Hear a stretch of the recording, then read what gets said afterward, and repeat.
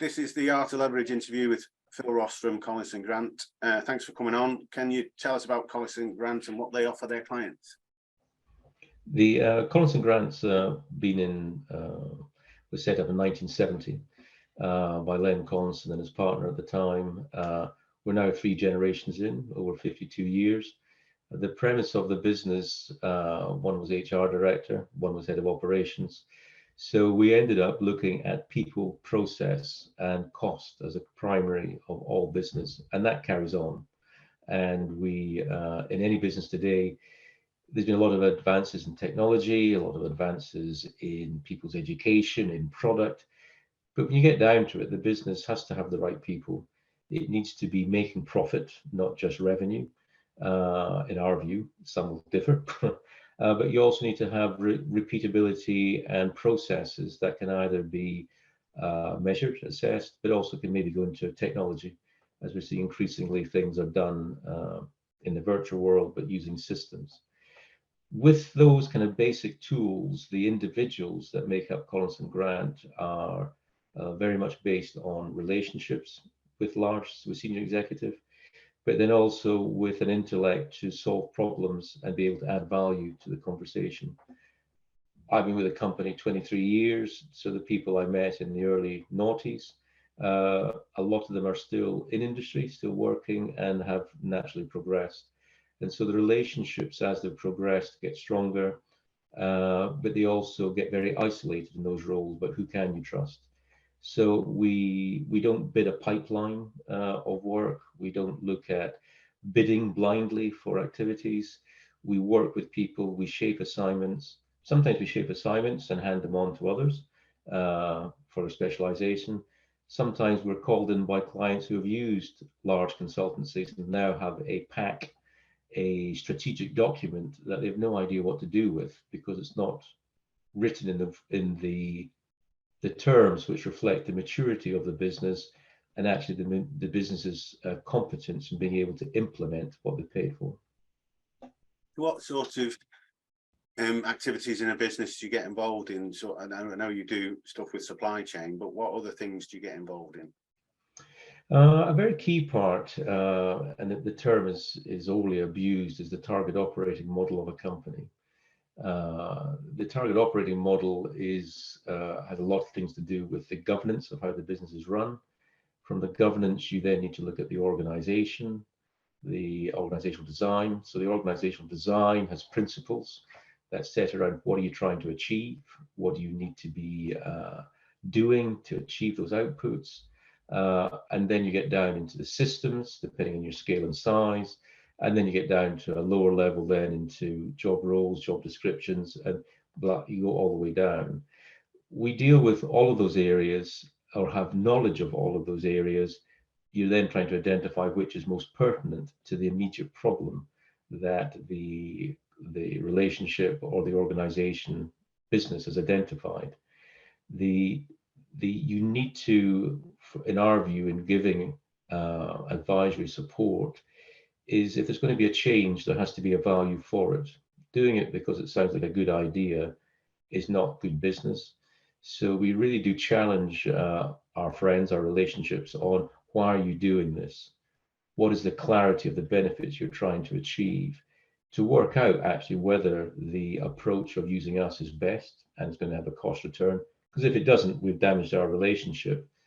And if it does, then going through what are the risks and the impact that it's going to have on the business if they're going to drive hard. Historically, a lot of that would have been said as cost reduction, removing inefficiency, continuous improvement. Today, that's changed quite dramatically because now it's actually the engagement of ESG, looking at things that you're doing to the environment, how are you going in the leveling up, how are you diversifying, all kinds of different things now need to be taken into account, and you need to look at your business in the round and be looking at where you want to be maybe 5 years from now. And that's a really quite a challenging, because some people look 6 months, 12 months ahead.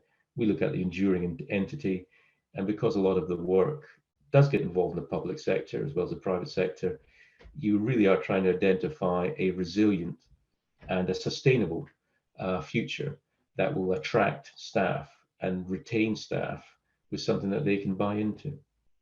So how big does a business need to be for you to work with them? It's a good question, actually, because there's obviously a cost to the expertise. That's what I was thinking. I suppose it comes back to what I've just said, Ewan, with regards to what is the benefit from the activities that you're doing, maybe more than the size of the organization. Right, okay. If you've got a critical risk that could end up in the closure of the business, it's going to be what it's going to be. And you've got to, if we can do it and help, then, you roll your sleeves up. The norm of all of our consultants is they're former managers and business people. So they're not consultants first. They learn consulting because they want to expand experiences in doing stuff. So we roll our sleeves up, and all of the consultants can get in the muck and bullets.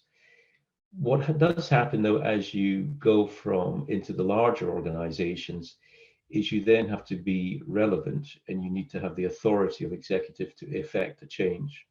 So you got to be quite careful going into an organization with a big ambition, but you're actually quite a number of layers away from the executive over can you actually affect the change? And that's something else we've got to consider. Is this expenditure worthwhile? So the size of the organization is variable. It's more the size of the issue or the problem that the company's trying to deal with, and the returns you'll get from solving it.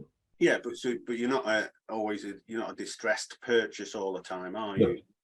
No. In fact, it's rarely, because those kind of situations, people will go to organizations if you've been brought in to do hard tax. So it's kind of people who do numbers, process, but you're driving a product approach. We will sort this business out and give you an answer. So when that happens, the people who are looking for it are unusually the owner. It's usually somebody that's got it in the receivership's hand that's trying to deal with it. They will go to people that can deliver that product, sign off on it. In our relationship base, it'd be unusual that we had that unless somebody had come to us and saying, I need help now. And it'd be a different kind of so approach. do you more look into businesses that have issues with growth? Looking at issues with growth, as in they are growing and it's creating issues. Yeah, so you have it both ways. You have companies that are growing. So have you actually got sufficient capacity to satisfy the needs of your client base, your customers? Are you also growing with the quality that the customers are expecting? How are you going to increase capacity without increasing your cost? Back to those primus things of process, people, and cost. So to get your pricing and your things right, you need to maintain a control over that as you're growing. Very hard to grow lean.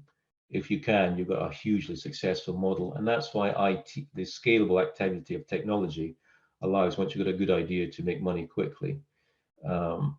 The other aspect, though, obviously, on businesses that are the market's changed and the disruption that's happened in the last 3 years, is you then got to size and see, is my product still relevant?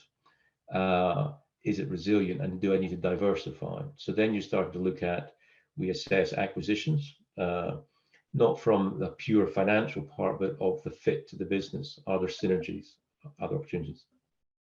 What issues I predominantly work with smaller business than you guys, but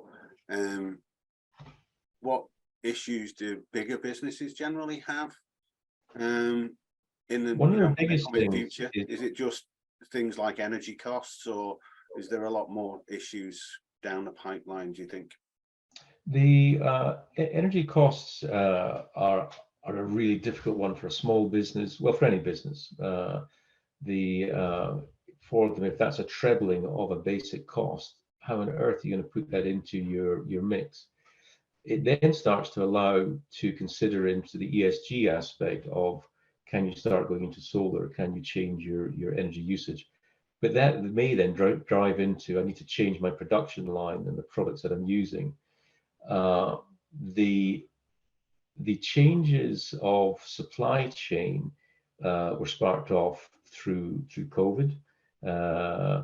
And there was one specific example I had where people were being supplied from China with a product. Not only was the product getting delayed, we then had the escalation through the closure of the Suez, where rates went up fourfold. And the backup product was okay because that was in mainland Europe, and that was in Italy. But unfortunately, northern Italy at the start of COVID was not the place to have your plan B located. No. So they ended up with a massive challenge, which was completely unpredictable, but then they had to move hard to solve it. And so you get changes of a lot of consideration of production, then nearshoring to onshoring, coming back to the UK. Also consideration of completely redesigning the product, so that if you're going to do that, let's change it and reset things from where they were in the past. So the changes, and this is where our desire and experience of industry and business is not just to look at the immediate problem or symptom that client's given us, but to discuss it with them, and that adds a lot of value to shaping what should you spend money on, and actually, if you're going to do it, what return and how will my business be better at the end of it? And I think that's a very important differentiation that we have, and also that you're, to some degree, you then are bespoking our expertise and knowledge specifically to the client need. Quite often do you go into a client and they think our problem is A when actually it's B, C, and D? It's more often than not. The symptoms are, there's a lot of symptoms around organizations, and when you go into it, the actual dealing with the symptom may actually have no impact on the it may get rid of an irritation which is cosmetic, but it doesn't actually drive value into the business. So you actually find out, if I'd actually removed that process, changed that bit of technology, it's not a lot of cost, but it actually needed a decision. And one of the things of the previous 10 years from the post the financial crash was a lot of managers didn't have to manage the way they used to, because there was a stability in job, stability in cheap money, markets were kind of okay. We're now entering into a phase of complete change. So have managers lost the skill to manage people? We've also got a change of employees who are quite rightly considering options that they have. But there's also a part of the business and the management need to say what they need and expect to deliver their output, which creates the wealth. If the employees start to decide how the business is run, you've got mayhem. And you need it's also discipline. very much an employee's market at the moment, because they can go, actually, I'll just go somewhere else for more money. And those things are starting to change. So there's a lot of debate about where should people work. Is it hybrid? Is it not? A lot of businesses, and this is you could say part of the services issue, is services could be done largely anywhere, home, the client, on holiday, people moving out the country. We know in America, a big issue was they moved from California into Idaho, Nevada. Then the edict came, we're dropping your salary 25%. Right. We find it pretty hard to do in the UK, but there are challenges to people who have moved during COVID remotely and are no longer in the society of the workplace. And the loss of society in the workplace also breaks down the natural communication of what you do, how you learn, how you observe somebody that's maybe 10 years more experienced in the job, of how they deal with situations, how you manage to communicate and talk with people. And so, yeah, there's a lot of changes in the workplace which are new for all levels of organization. It's had quite an impact on creativity with people working from home as well, hasn't it? It does, and because where's the stimulus? For us, use us as an example. People say, can I work at home? Can I work? And we say, well, actually, there's two things you need to do as a consultant. One is to be meeting industry, talking to clients, potential clients, relationships, The other one is to be aware of what your colleagues can and cannot do. So you need to be spending time with them. Neither of those naturally fall with working from home. No. And to your point about creativity, very few people create things in complete isolation. There are very bright individuals that come up with a brilliant idea with no input, no testing, no sort of sharing ideas to see what comes back. So I think the need and the development of the phone culturally is something. I had my first one, I think my first phone was in 1993, was a brick Yeah, that you carried one of around those. the airport. The first phone, sort of real mobile with a flip, was probably 95 with the Nokia. Then we went through the BlackBerry phase. And then one of the things with our work is the security of carrying a computer that you could drop anywhere. There's a lot of things, there's a huge amount of good things our communication has done. But it's also triggered off a lot of things that we're now being more aware of. And virtual communication and virtual collusion discussions are different to ones that are done in person. What would you say is the most inspiring thing about what you guys do for clients? Well, really good question, actually. Most inspiring. I think some of the most rewarding, let's put it that way, the most rewarding thing that I take from my job has been increasing people's confidence in what they're good at and not what they believe other people think they should be good at. And as they got more confidence in themselves and in their intellect, in their experience and their learning, they became far better managers and leaders of their organizations because they knew what to focus upon, which isn't everything. So they ended up doing, and now maybe this is the thing that I do take great pride in, is they do less and have far bigger impact on their businesses. So if somebody was coming into your industry, what would be your best piece of advice that you could give somebody who was coming along into your industry as a consultant for you guys? So I think entering the consultant industry is you need to be clear about what it is you want to do within it. We're one end of the spectrum, which is relationship based. It's long term. It's not something that's driven by immediate wealth and returns, because you're creating something long term. If you go into the larger, the big four, there is a bigger financial return. You're driving product, you're driving bidding, and it's a harder end, and you need to sort of be aware of it. For us, joining it is there's a realization that our job is to improve organizations, and therefore we improve people's production performance, how they deal with their work, and over time we actually end up with a very stable lifestyle, but also we're actually very consistent in our advice that we give and are not driven by an immediate financial gain or loss, because actually the businesses are constantly evolving on different cycles, and you need to understand where they are to be able to give the best benefit. So if you want the longer road, the harder road, but one which I find rewarding, we're a good place to go. If you think it's flashbangs you see in the news and the other stuff, then you go to the other end, and that's a very different world. So be aware of where you're entering consulting, understand the organization you're going to join. Brilliant. Thank you very much for your time today. I really enjoyed it, found out much more about what you do. And thanks for coming on.